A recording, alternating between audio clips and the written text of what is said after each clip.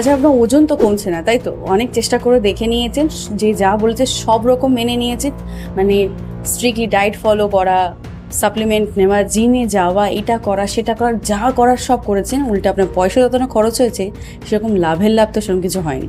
যা ওজন কমেছিল তার চেয়ে আর ওজন বেড়েও গেল।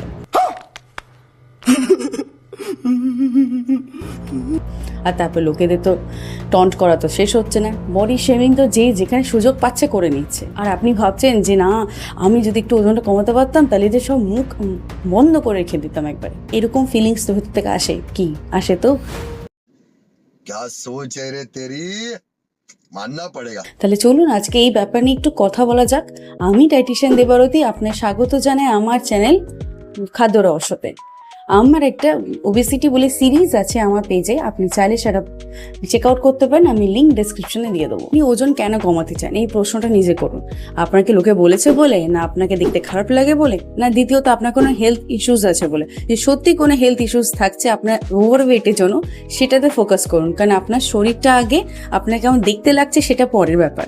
আপনার কোন খাবারটা যদি আপনার কম খেলে বা একদমই বন্ধ করে দিলে আপনার এই হেলথ ইস্যুসটা যাতে না হয়, সেটা আপনাকে আগে দেখতে হবে। যে কেউ বলেছে বলে আমার কমাতে হবে, আমার তো সেরকম ইচ্ছে নেই, আমি তো বেশ আছি, আমার কোনো হেলথ ইস্যুসই নেই, তাহলে বডি লোশন মাখুন, লোকে কথা নয়।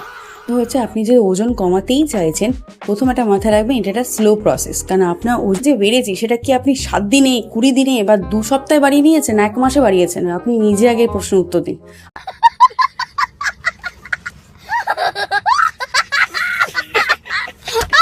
আপনার ওজনটা কত নিয়ে বেড়েছে? বেশ কয়েক বছর ধরে বেড়েছে, তাহলে আপনার ধারণাও তৈরি হয়েছে যে আমি যদি ডায়েটিশিয়ানের কাছে যাই তাহলে একটা ডায়েট চার্ট দেবে, বেশ কয়েকদিন ফলো করব, ব্যাস তারপরে আমার ওজনটা এক ধাক্কায় কমে যাবে, আর যারা আমাকে এত কথা শোনাবে তাদের মুখ একদম বন্ধ করে দেবো। প্রথম কথা, আমরা না ম্যাজিশিয়ান নই, হগওয়াটস থেকে পড়ে তো আসেনি, আর হগওয়াটসে ম্যাজিকও বেশি দিন স্টে করতো না, টাইম লিমিট ছিল।